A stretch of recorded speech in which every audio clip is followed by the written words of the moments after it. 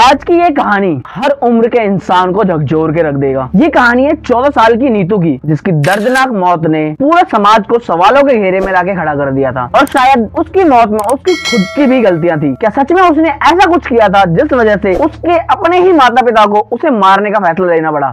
तो चलिए जानते हैं क्या हुआ था उस रात।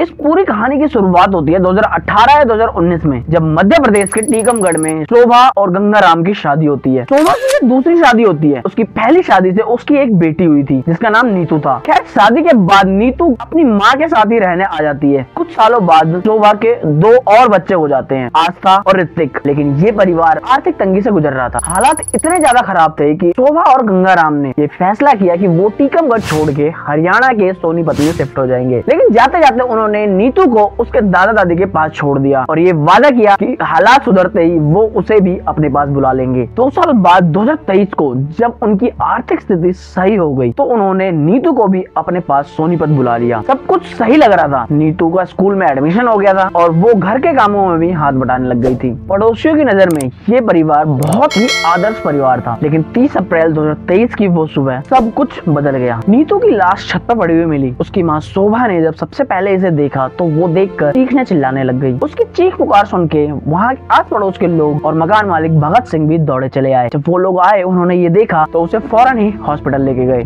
बट अनफॉर्चुनेटली डॉक्टर ने उसे डेड डिक्लेयर कर दिया। तो दोस्तों, आखिर हुआ क्या था नीतू के साथ जो उसकी बॉडी इस कंडीशन में वहाँ पड़ी हुई मिली? क्या ये नेचुरल डेथ थी या फिर किसी की साजिश थी? ये पुलिस को अभी शुरू में यही लगा कि ये नेचुरल डेथ हो सकती है, और वहीं गंगाराम और शोभा ने भी इसे नेचुरल डेथ मान लिया था और कंप्लेंट फाइल करने से मना कर दिया था। लेकिन डॉक्टर की एक बात ने सब कुछ पलट कर रख दिया। दरअसल डॉक्टर ने बताया था कि ये शायद मर्डर का मामला हो सकता है। तो इसके बाद पुलिस ने सख्ती से कार्रवाई की और सबसे पूछताछ किया। जब पूछताछ किया तो सच सबके सामने आया। जिस दिन नीतू की बॉडी मिली थी उससे एक रात पहले यानी 29 अप्रैल को नीतू डिनर के बाद अपने कमरे में गई और जाने के बाद वहाँ से जोर जोर से किसी से फोन पे बात करने की आवाज आ रही थी, जिसे सुनकर शोभा और गंगाराम उसके कमरे में आए। वहाँ जाकर वो देखती है कि वो किसी लड़के से बात कर रही थी फोन पे। ये देखकर उसके माता पिता उसे बहुत ज्यादा समझाते हैं, बहुत ज्यादा बोलते हैं। तो नीतू ने साफ साफ कह दिया था कि आप लोग होते कौन हो मुझे कुछ बोलने वाले, मैं जैसा चाहूंगी वैसा रहूंगी। ये बात सुनकर उन्हें बुरा तो बहुत लगा, लेकिन उस टाइम पे वो लोग वापस आ गए थे। लेकिन इसके बाद जो उन दोनों ने किया वो सुनकर आप सबके रोंगटे खड़े हो जाएंगे। सुबह 7 बजे जब चारों ओर सन्नाटा था तो शोभा और गंगाराम ने मिलकर एक खौफनाक कदम उठाया। गंगाराम ने नीतू का हाथ पकड़ा और शोभा ने उसका गला दबा के मार डाला उसे। और ये काम उन्होंने इतने ठंडे दिमाग से किया कि किसी को शक भी नहीं हुआ। शोभा और गंगाराम ने ये कबूल किया कि नीतू के व्यवहार उन्हें शर्मिंदा कर रहे थे। वो अपने दादा दादी के यहाँ से ही लड़कों के संपर्क में थी और यहाँ आने के बाद भी कंटिन्यूअसली चलता रहा ऐसा। माँ ने समझाने की बहुत ज्यादा कोशिश की, लेकिन नीतू का जवाब था कि आप मुझे रोकने वाले होते कौन हो। ये सुनकर उनको बहुत ज्यादा गुस्सा आया और उन्होंने उसे मार डाला। तो दोषी कौन था? नीतू, जो अपने उम्र के हिसाब से गलतियां कर रही थी। मतलब ये कि जिस उम्र में वो थी उस उम्र में बच्चे अक्सर ये गलती कर जाते हैं।